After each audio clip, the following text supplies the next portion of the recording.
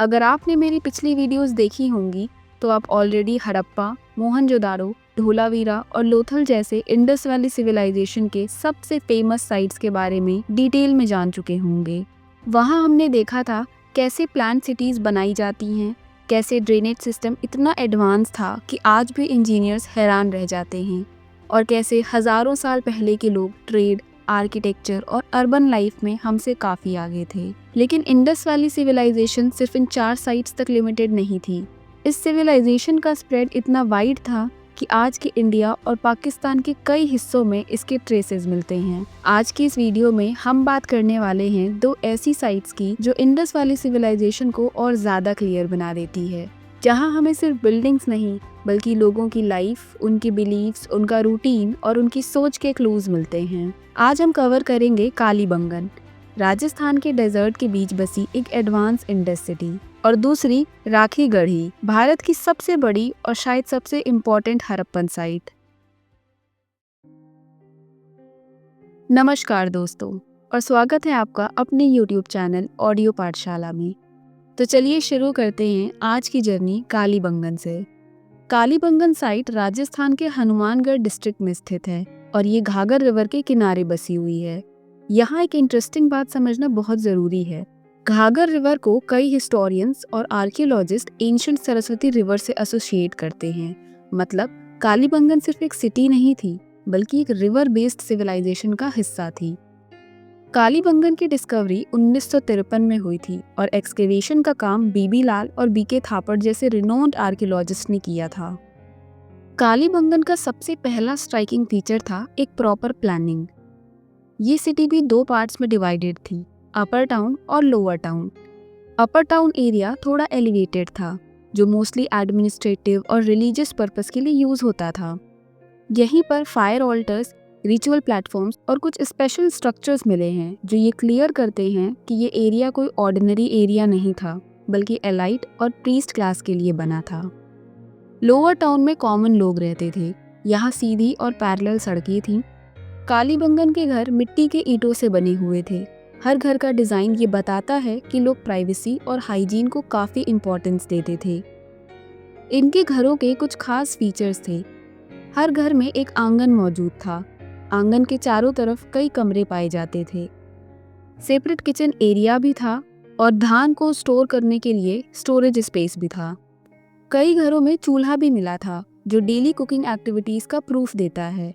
Bathroom और drainage system भी present था। हालांकि मोहनजोदाड़ो जितना एडवांस तो नहीं था, लेकिन फिर भी अपने टाइम के हिसाब से काफी डेवलप था। कालीबंगन का ड्रेनेज सिस्टम एक इम्पॉर्टेंट क्लू देता है। यहाँ ड्रेन्स ब्रिक लाइन थे, स्ट्रीट के साथ अलाइनमेंट में थे और वेस्ट वाटर को सिटी के बाहर ले जाते थे। इससे ये साफ पता चलता है कि यहाँ के लोग हाइजीन को सिर्फ लग्जरी नहीं बल्कि डेली लाइफ का एक हिस्सा मानते थे। इस साइट से एक बहुत ही यूनिक डिस्कवरी हुई थी। यहाँ हमें मिला था हल चलाया हुआ खेत। ये डिस्कवरी वर्ल्ड आर्कियोलॉजी के लिए बहुत इम्पोर्टेंट है। इस फील्ड में हमें ऐसे मार्क्स मिले जो ये बताते हैं कि लोग 2 अलग अलग क्रॉप्स को एक साथ उगाते थे। यहाँ पे अन्य तरीके के अनाज उगाए जाते थे, जैसे कि वीट, बार्ले और शायद मस्टर्ड भी। इसका मतलब ये है कि कालीबंगन के लोग एग्रीकल्चर टेक्निक्स को समझते थे, सीजनल प्लानिंग किया करते थे।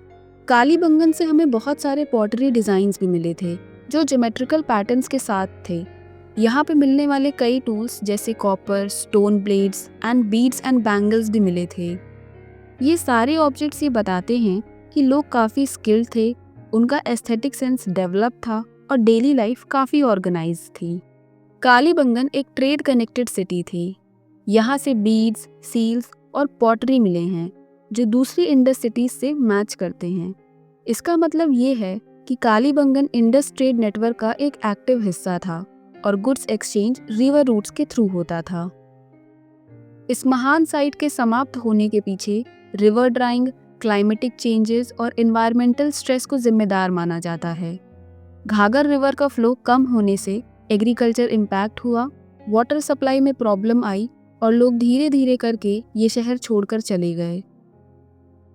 कालीबंगन हमें ये सिखाता है कि इंडस वैली सिविलाइजेशन सिर्फ बड़ी सिटीज का नाम नहीं था, बल्कि हर एनवायरनमेंट के हिसाब से अडेप्ट करने वाली सिविलाइजेशन थी। कालीबंगन ने हमें ये समझाया कि इंडस वैली सिविलाइजेशन कैसे डेजर्ट और रिवर बेस्ड रीजन्स में अडेप्ट करती थी। लेकिन अब जो साइट हम देखने जा रहे हैं वो सिर्फ एक सिटी नहीं, बल्कि पूरी सिविलाइजेशन की स्केल, पावर और पॉपुलेशन को रीडिफाइन कर देती है। इस साइट के सामने हड़प्पा भी छोटी लगती है, मोहनजोदाड़ो भी लिमिटेड लगता है। इस साइट का नाम है राखीगढ़ी। ये साइट पहली बार 1960 में आइडेंटिफाई किया गया, लेकिन लार्ज स्केल एक्सकेवेशन 1997 के बाद हुआ।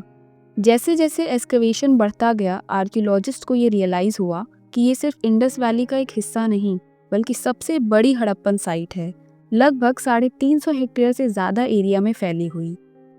इस साइट का सबसे पहला इम्पैक्ट है उसका साइज़। ये सिटी मल्टीपल माउंट्स में डिवाइडेड थी, जिन्हें जनरली RGR1, RGR2 जैसे नाम दिए गए थे। इस सिटी का लेआउट भी 2 अलग पार्ट्स में डिवाइडेड था, अपर टाउन और लोअर टाउन। लेकिन यहाँ प्लानिंग और ज़्यादा रिफाइन दिखती है। यहाँ की सड़कें चौड़ी थी, यहाँ इंटरसेक्टिंग रोड्स पाए गए और क्लियर जोनिंग भी मिली। ये सब बताता है कि ये एक मेगा अर्बन सेंटर था। आइए बात करते हैं यहाँ के घरों के कुछ खास फीचर्स के बारे में।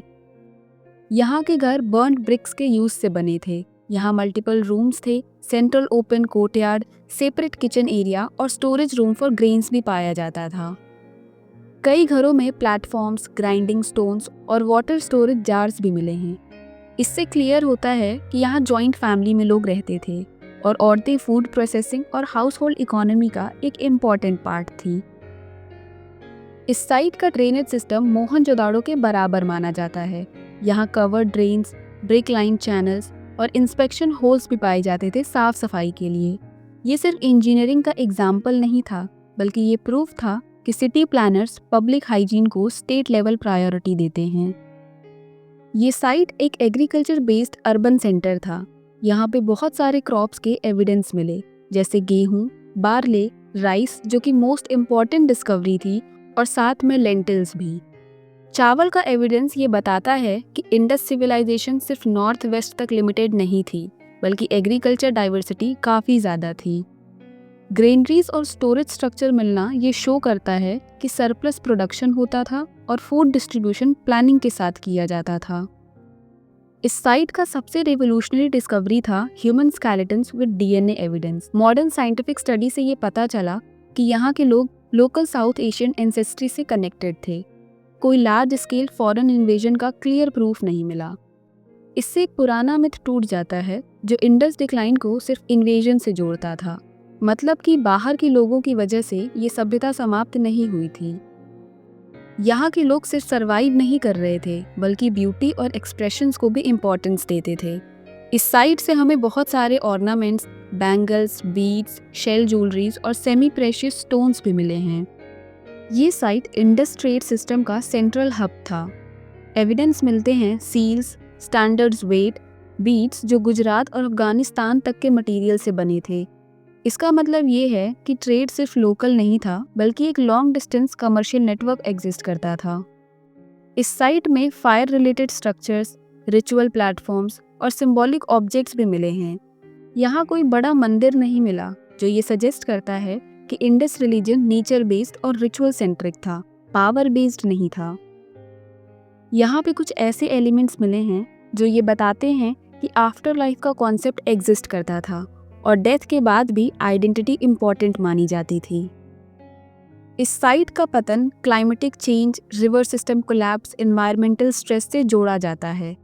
ये एक ग्रेजुअल डिक्लाइन था, सडन डिस्ट्रक्शन नहीं। अगर मोहनजोदाड़ो इंडस वैली का इंजीनियरिंग मार्वल था और हड़प्पा ट्रेड का बैकबोन, तो राखीगढ़ी थी पूरी सिविलाइजेशन का living heart. Indus valley civilization को जब हम सिर्फ बुक्स में पढ़ते हैं तो वो एक चैप्टर लगता है, लेकिन जब हम यहाँ के खेत, यहाँ के घर और DNA एविडेंस को देखते हैं तो हमें एक जिंदा सिविलाइजेशन नज़र आती है। एक ऐसी सिविलाइजेशन जो बिना राजा के चल रही थी, बिना मैसिव आर्मी के सरवाइव कर रही थी और फिर भी डिसिप्लिन, प्लानिंग और इक्वालिटी पे बेस्ड थी। अगर आपको आज की ये वीडियो पसंद आई हो तो लाइक ज़रूर कीजिए और चैनल को सब्सक्राइब कर लीजिए ताकि हम भारत के इतिहास के ऐसे ही चैप्टर्स को एक्सप्लोर करते रहें, क्योंकि इतिहास सिर्फ यादों का बोझ नहीं होता, वो हमारी पहचान होती है। मिलते हैं अगली वीडियो में, तब तक सुनते रहिए और सीखते रहिए। धन्यवाद।